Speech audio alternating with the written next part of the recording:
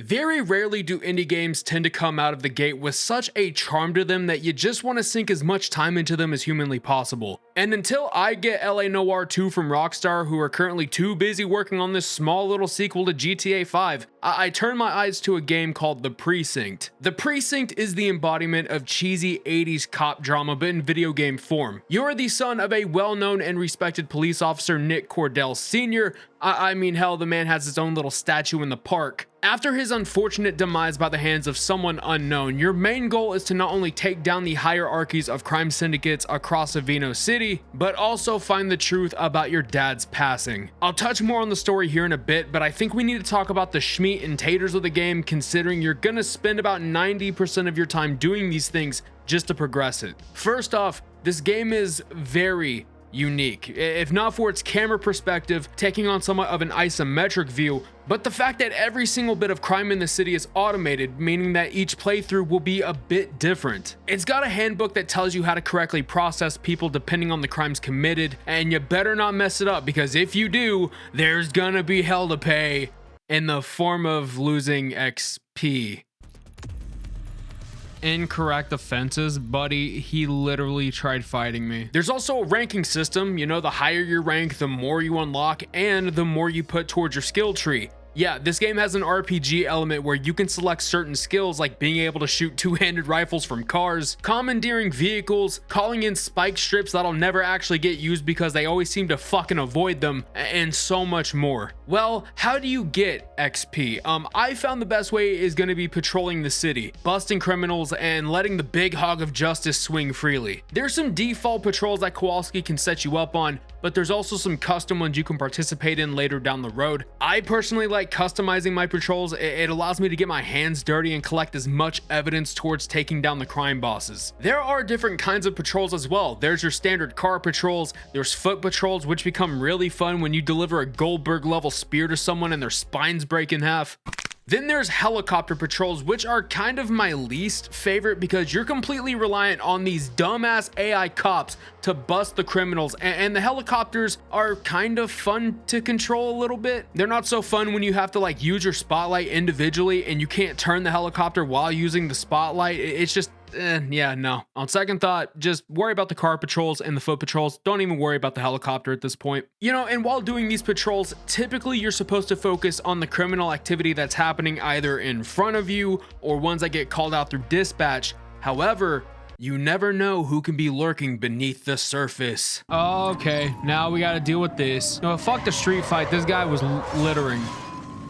It's more of a crime. You wanna quit running, dickhead? How about you stop and get out of the car? How about that? Yeah, that didn't last long, did it, dumbass? All right, let's turn you around. Let's see who you are. I need a warrants check on an ID. There's someone just casually getting their ass beat with a tire iron. I need an ID check. Smells of alcohol? Okay. Oh, yeah. Oh, yeah. I mean, this ain't even your car. I mean, you stole... Well, looky here. Never mind. This is definitely your car, buddy. Search returned with an active warrant.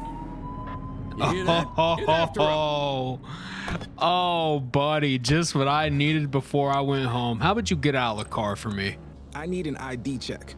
Daniel Witz. 84, no infractions on record. Oh, you eat us for breakfast. Okay, you're gonna be gargling my balls after we're done with this. Oh, narcotics possession.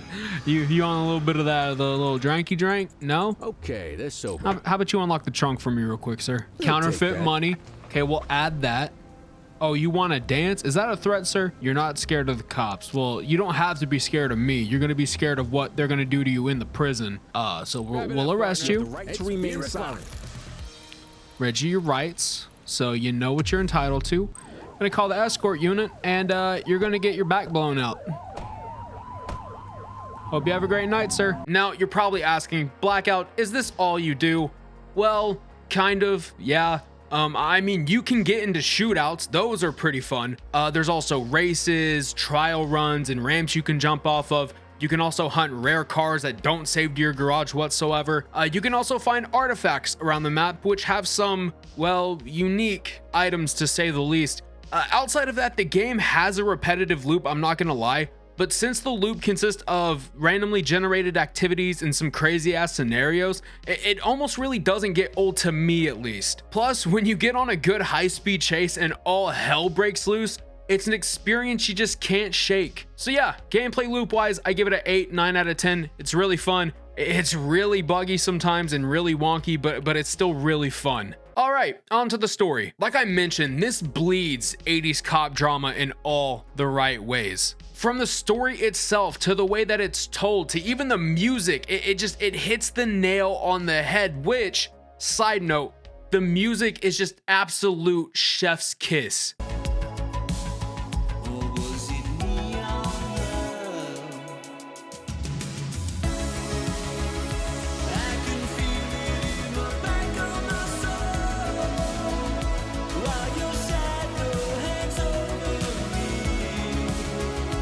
You and your partner Kelly assist the detectives of the Averno City Police Department in taking down different criminal mini-bosses until you get to the big fish at the top of each one. You've also got an insider named Antonio who will offer information from time to time, but in the famous words of Marcus,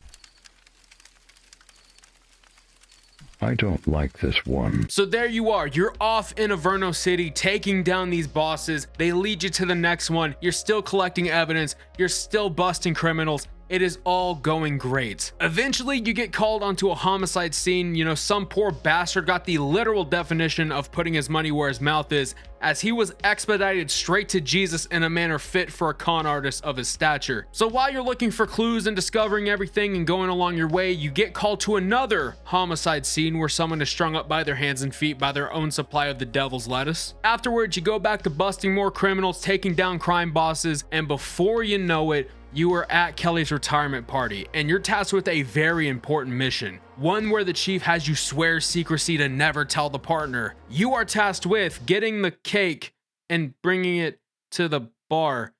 Yeah. Now, don't get me wrong. The whole time, something is off. There's no music. There's no sense of crime. It's a little too quiet, a little too perfect. Nonetheless, you write your message on the cake and you go to the bar to celebrate with Kelly and the rest of the PD. And after some very kind of hard to hear dialogue and laughter,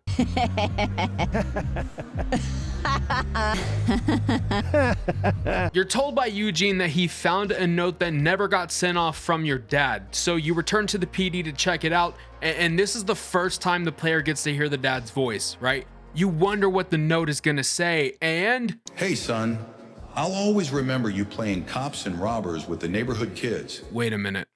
Wait a goddamn minute. I've heard this voice before. I swear I've heard it before. Food down the wrong fucking pipe? Your throat's got 2 fucking tubes. Yeah, unfortunately, they just used AI for this voice. I'm not gonna sugarcoat this shit, okay? This part right here is probably the most disappointing aspect because you've got so many people, including myself, that would kill to get their voice in a video game, and they decide to use AI to supplement it instead. I don't think the other voices in the game are AI, and if so, I'd be honestly shocked. I mean, there are times where the main character just kind of lacks empathy in some areas, but it could just be, you know, the voice actor himself. But yeah, this one was extremely evident though, at least. Anyways, so while reading the note, the dad actually leaves a copy of the key to the police chief's office in the letter and tells you, hey, go ahead and start looking around. You're gonna get there one day, go ahead and get familiar with it, dream big, pony boy, you know, all that shit. So you go in, you start snooping around for some information about your dad's death. You find something, but then the police chief catches you in the precinct in his office. He scolds you for it like some asshole, you know, and he ends up putting you on trash duty the very next day. And you say to yourself, fuck him and his rules. We're gonna go catch him in the act. And you do.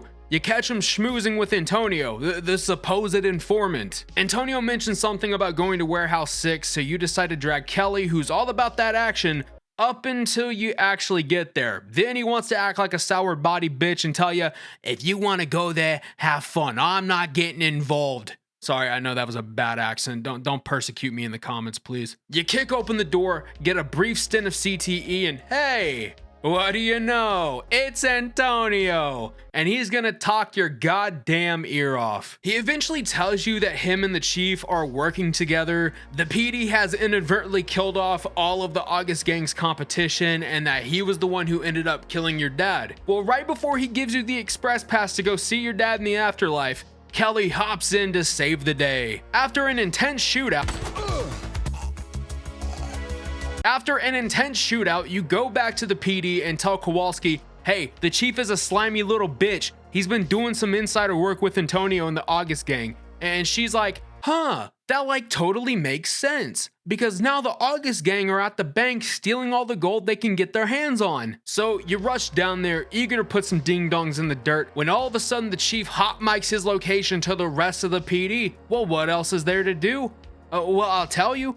Kelly decides to tag along with you and tries to Lee Harvey Oswald Antonio himself while you're talking to him. And in the midst of Antonio's excessive rambling and self-admittance of crimes, Kelly takes the shot and completely misses the bastard. Somebody shoot him! After another gun battle, you then get into an intense firefight with Antonio, and I'm not gonna lie guys, this one is insanely difficult and tests your ability to, oh, hey look, he's dead. You go to the chief, you interrogate him, you make him relive the trauma of getting your father killed, and then he tells you that everything to incriminate himself is in a safe in his office marked with a date that'll haunt him forever. So you drive back to the PD, you move the picture of him on the wall to reveal the safe, and now you gotta figure out what the date is. Admittedly, this is where you see how smooth my brain actually is, because I sat there and punched in every single fucking number from 1970 to 1979.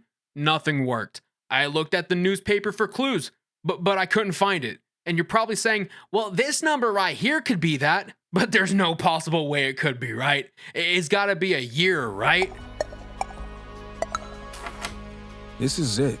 The truth about Dad. Well, shit. Now, with evidence in hand, you got a tough decision to make. I had a tough decision to make. I can either report the evidence to the news, bring down the chief, have them expose the inner corruption of the police department while also tarnishing my dad's name in the process, or I can destroy the evidence, spare the chief, save my dad's legacy, and we continue like nothing ever happened. I'm not gonna lie, okay? I sat here for 10 minutes debating whether or not I wanted to report the evidence or reveal it. And for some people, it's gonna be like, well, why do you care so much? It's just a game. But that's the thing. This game takes you on such a wild roller coaster of emotions with this story that once you get the opportunity in your hands, you don't know what you would do anymore, even if you were so sure in the beginning. Well, after much debate, after much inner conflict, I decided to do the only thing I knew that would be good. I destroyed the evidence. As the music plays out and the credits roll in, I started to think about the journey this game took me on, right? Was this the right call? Did I truly reconcile my dad's passing by doing this? But then you see the first paper roll in and you're labeled as a hero. You know at this point that your actions were well justified. I know by the time that this video goes out, the game would have already been out for a couple of weeks, but if you haven't played it yet, you're doing yourself a disservice. And I'm also not sponsored by these guys. Genuinely, I'm not. They haven't paid me to talk about this game.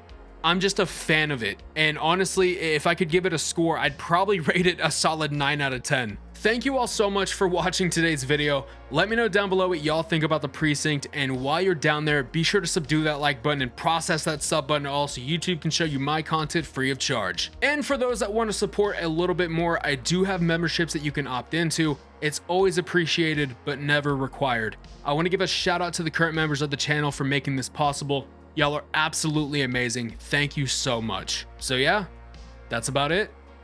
Later.